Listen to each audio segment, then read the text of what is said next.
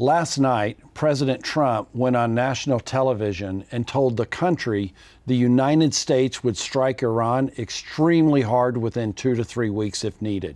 No off-ramp, no negotiated exit, a deadline with a military threat attached. Silver right now, this morning as we're filming, is at $72.30, down 3.7%. And here's what I want you to understand.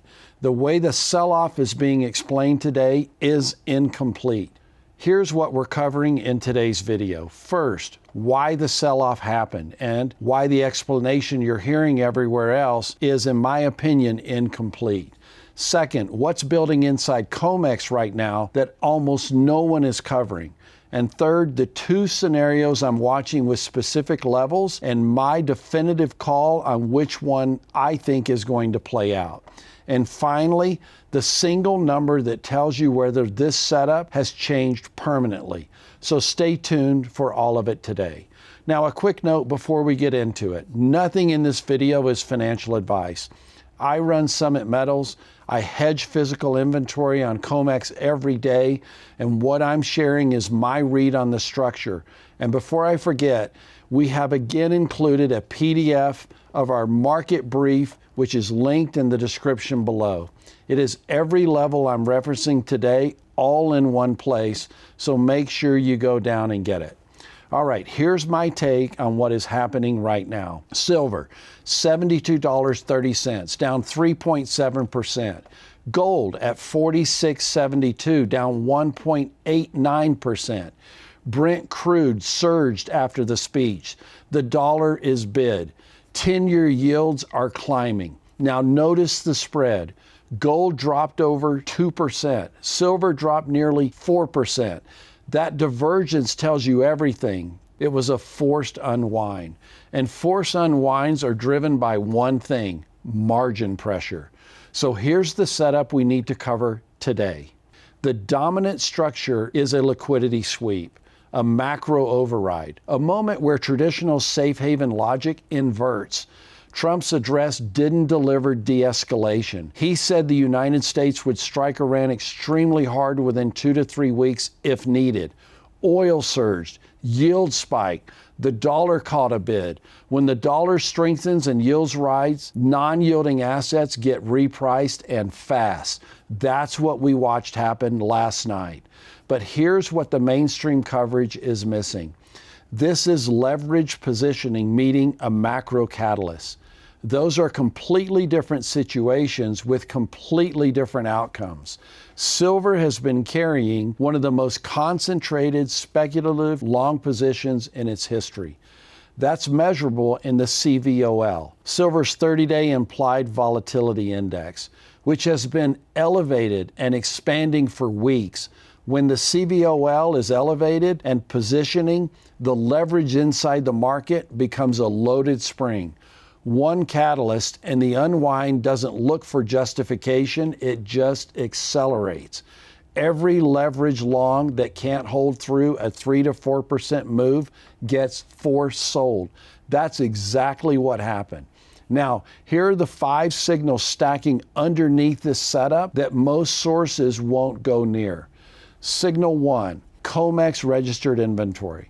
As of March 31st, registered silver, the metal actually deliverable against futures contracts, sits at 76.4 million ounces. That sounds substantial until you see the paper side. There are 7.6 times more paper claims on silver than deliverable metal. At the current withdrawal pace, that registered supply depletes in an estimated 139 trading days. That is this year. Now, signal 2, delivery pressure ratio. Potential delivery demand versus registered supply is at 476% right now. Not 47, I said 476. If even a meaningful fraction of open interest stands for delivery on the May contract, the exchange cannot cover it from registered supply alone. They have to source from eligible stocks at a premium or cash settle. May first notice day is just 20 days from now. And signal 3, margin structure. CME moved to percentage-based margins for silver this year, currently set at 9% of contract value. When price drops 3 to 4% in a single session, automatic margin calls hit over-leveraged longs immediately. That selling pushes prices lower, which triggers more calls, which creates more forced selling. It's a cascade, and it burns out when forced sellers are exhausted. That exhaustion is what creates the floor. Signal 4, the economic calendar. And this is the one your other sources aren't connecting properly. ISM Manufacturing and ADP both reported yesterday before President Trump's speech even happened. Here's what they said. ISM Manufacturing came in at 2.7, third straight month of expansion. Beat expectations. Sounds bullish, but the prices paid component surged to 78.3, the highest reading since June of 2022, up nearly 20 points in just 2 months. And manufacturing employment still contracting, 48.7. The ISM chair said manufacturing employment is, quote, stubbornly stuck in contraction. 17 out of 18 industries reported higher input costs. That data is why Trump's speech landed on gasoline. The inflation setup was already primed. Yields were already itching to go up. His hawkish Iran statement was literally like the match. Now, ADP private payrolls came in at 62,000 for March, and they beat the forecast of 40,000. The media called it steady. Look inside. Healthcare contributed 58,000. Construction added 30,000. Every other major sector was either flat or negative. Manufacturing shed 11,000 jobs. Trade, transportation, and utilities shed 58,000. 2 sectors provided 100% of the headline gain. That is a labor market that is narrowing fast. And finally, Signal 5, the gold to silver ratio. It just re-expanded on this move. Gold held better because silver carries more industrial exposure and heavier speculative positioning. But when the ratio expands sharply during a metals correction, it snapbacks hard, typically in silver's favor on the recovery.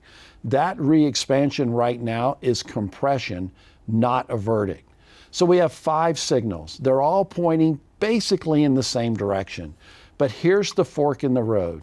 Let's talk about our 2 scenarios. Silver holds above $70. That is the line. It's psychological, technical, and the level where physical buying and absorbing selling is every bit meaningful as a correction this year. If 70 holds, the cascade selling is done. The remaining longs are strong hands, physical stackers, hedge dealers, and here's the key. With that 20-day delivery clock already ticking around 476% delivery pressure, anyone serious about taking physical in May is buying this dip right now. They're not waiting. If 70 holds, first recovery target is 75. Above 75, I'm watching 78 to say 79 before our next decision point. Gold confirmation is around 4,600 as it holds support and closes today above 4,650. If that happens, silver's move back up is going, in my opinion, to be fast. But let's also cover a scenario B. Silver loses its $70, uglier before it gets better. The next liquidity pocket is the 68 to 67.50 zone, a cluster of prior consolidation where the next real absorption forms. Losing $70 triggers another round of margin calls from positions opened in the 72 to 74 range. That forced selling runs to 68 before it's finished. Gold confirmation for downside, well, gold closes below 4,600. That's capitulation. And $68 in silver is the target. Now, here is my call. I'm firmly in scenario A. I believe that 70 will hold. So let's watch whether 72 reclaims itself as support in the next session. If silver is above 72 before Friday's non-farm payrolls print, The recovery is already running. Target 75 by the end of the week. Now, here's what could flip my read entirely. If the 10-year yield closes above 5%, not just an intraday spike, a closing print above 5%, the selling pressure extends beyond this week. That means the Fed has a problem of 1 week payrolls a number simply can't solve. Dollar strength persists, and the pressure on silver continues long enough to break $70. Watch the 10-year at the 4 p.m. close. That is the real-time invalidation signal. Everything else is noise. Now, let's go a bit macro and look at the bigger picture. Silver has fallen from $121 in late January to $72 or so today, a 40% drawdown. Throughout that entire move, the physical market has continued draining COMEX registered inventory. The paper market says panic. The physical market says there's a structural bid at every level. Those two stories have been running in parallel now for months. President Trump's address changed near-term rate expectations. Oil-driven inflation plus a hawkish policy signal a real metals headwind. That's not dismissible. China, as we know, classified silver as a strategic material and has been restricting its exports. That didn't change. Solar panel manufacturing requires roughly 100 million ounces of silver per year, and global solar build-out is actually accelerating. That didn't change. AI data centers require silver-intensive infrastructure at a scale this market has never had to price before. That also did not change. Emerging market central banks are suddenly preferring dollars to silver because of one speech that happened last night. What changed last night was the paper market's short-term rate narrative. The physical market is the one that moves COMEX registered inventory. The paper market is the one that creates the entry points. 3 numbers for us to think about to carry into the rest of this week. $70 in silver, $4,600 in gold, and 5% on the 10-year. You know what each one means now. The NFP print Friday morning is when you find out which scenario is really, truly already underway. Now, as a reminder, the PDF market brief in the description has everything laid out in one document that you can reference. Take it with you. It's the first link in the description. Now, one question for you. Does silver hold 70 this week, or does it sweep back to that 68 first? Drop your level in the comments. I want you to know, too, I do listen to your comments, and I'm actively working with our team to improve this market brief. So keep those suggestions coming. So please do like the video, subscribe if you haven't, and share it with someone holding silver or gold right now who, like most of us, is trying to figure out what just happened.